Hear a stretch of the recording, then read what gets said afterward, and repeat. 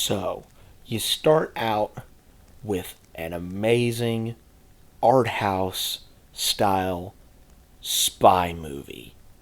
So, what would your next logical step would what would your next logical step be?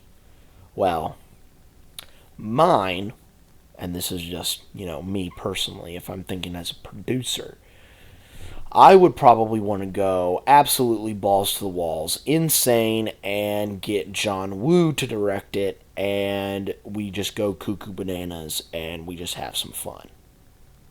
That sound like a good idea? No? Well, that's the movie that we got, unfortunately. Hey guys, what's going on? It's Daniel Strunk from QuickTime Reaction, and welcome to part 2 of my Road to Final Reckoning series, where I am going to look through all 7 of the Mission Impossible movies that have been released as we approach our final reckoning. Or, as I'm calling it in my head, the Any Stunt You Can Do, I Can Do, Crazier tour for one Tom Cruise. And of course, like I said in the intro, after an amazing art house-esque film for your first entry, why not just go balls to the walls insane for number 2? And which leads us to this film, which is celebrating its 25th anniversary this year. It is Mission Impossible 2. This came out in the wonderful year of 2000 because one reason that it's wonderful is because it was blessed with yours truly. I was born in the year 2000. Y2K, not the movie, was a thing that happened. And then, of course, we had this movie. This movie once again sees Tom Cruise and vingrhames return as Ethan Hunt and Luther. In this, Ethan Hunt is tasked with trying to find a deadly virus called oh my gosh. Why am I blanking? Chimera. There we go. He is tasked with finding the deadly Chimera virus before it is unleashed onto the world. But there are a couple of other people, including our main villain, Sean Ambrose, who is wanting to not only unleash the virus and make a whole lot of money from it being unleashed, but also being in charge of the antidote that is able to cure people from the Chimera. So it is up to Ethan to try and stop these guys that want to make a fortune off of this virus before it is unleashed unto the world.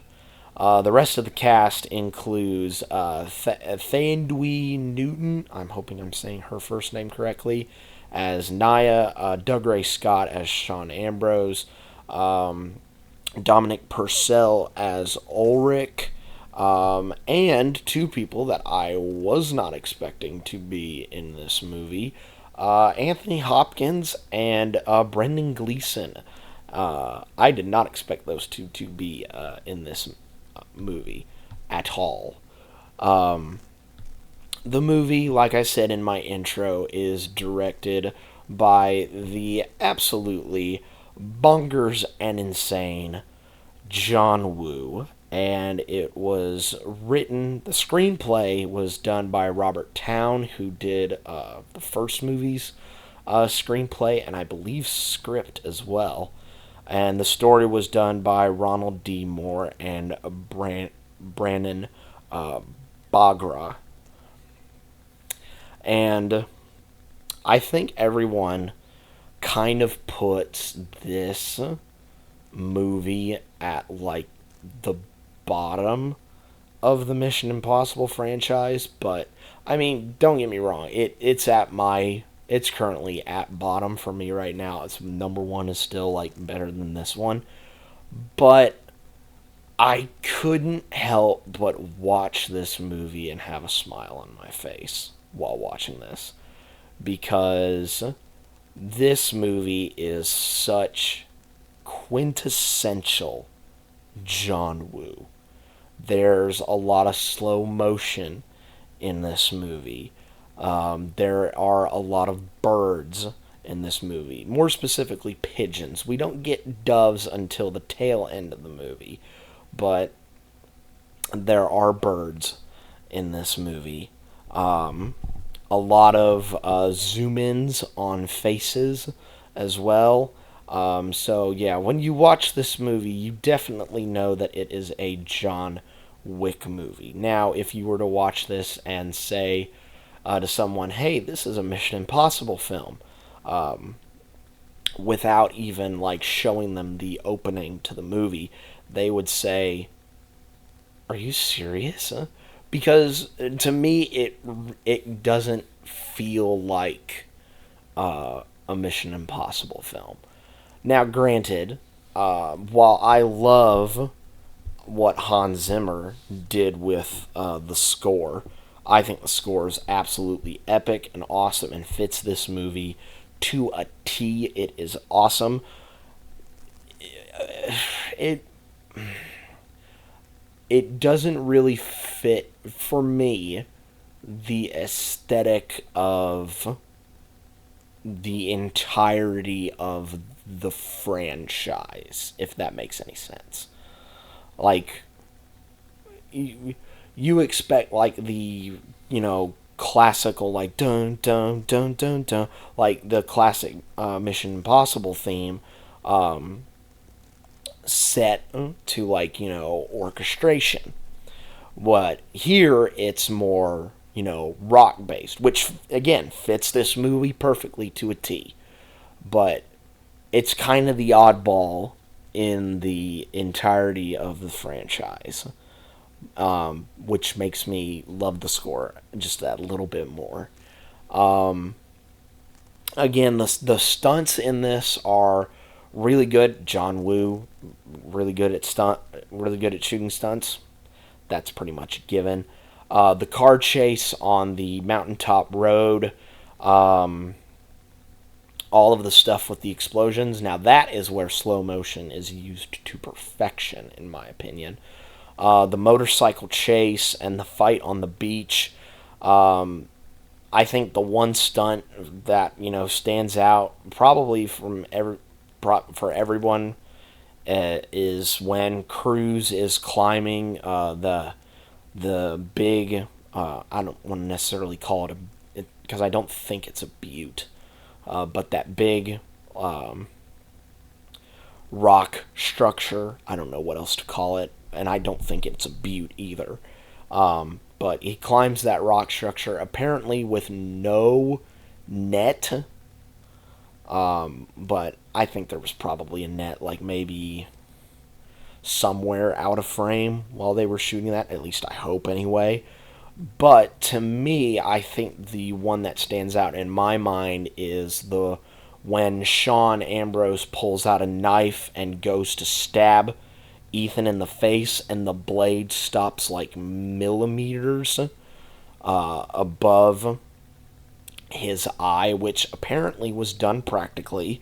I remember reading somewhere that a string stopped that blade millimeters above Cruise's eye, and every time I hear that story, I'm just like, oh my god, a little wire is the difference between me having an eye and not having an eye. I don't want to live in a world like that at all. I don't want that at all in my life. So that's probably the one that sticks out in my mind.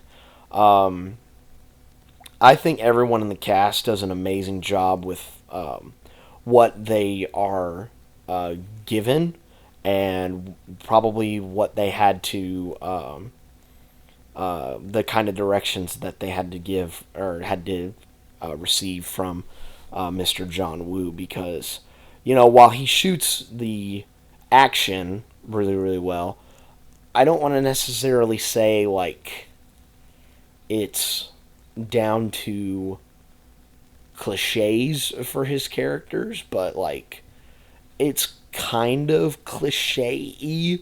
Like Cruise is the badass spy who is able to get the job done. Vingrhames is the tech guy. Thandwin Newton is, I don't want to necessarily call her the damsel in distress, but she kind of is. She's basically kind of the pawn in the game to try and get close to Sean Ambrose to try and figure out, what he's trying to do with the Chimera virus. Although I will say this about Sean Ambrose as a villain, I do love the fact that he has the mask technique to try and fool other people. I do like that aspect of his character, that he has the ability to print off those masks as well. But yeah, I would say Mission Impossible 2 is probably the worst one out of the franchise, but that doesn't mean it's a bad movie. Like, the characters are fine, at least. The score is really cool, although not fitting in the whole of the franchise. And the action, though, is really, really cool. Like, that last bit with the motorcycle chase, to the fight on the beach, to the ending, I think is absolutely perfection. That is absolutely perfection. Don't need to change a thing about that. It's just like the rest of the movie, for others, has, bits and pieces that, could be tweaked a little bit. But I still think Mission Impossible 2 is an absolutely fun time. If you guys want to check it out, I would recommend that you do. Is it must watch for the series? I mean, yeah, kinda, but you can put this on as kind of like background noise and catch like bits and pieces, and I think you'd be pretty good on that. But yeah, that is pretty much it for my review of Mission Impossible 2. Um, I hope to see you guys for my next mission as we start what I would probably consider to be a really good run of form for these movies. And we kick things off in the next one with Mission Impossible 3. But until then, guys, be safe out there. And remember, if somebody shoots you down some sunglasses that are going to explode in 5 seconds, don't wear them and throw them off the cliff edge really, really cool so they can capture it in slow motion. And I will see you next time.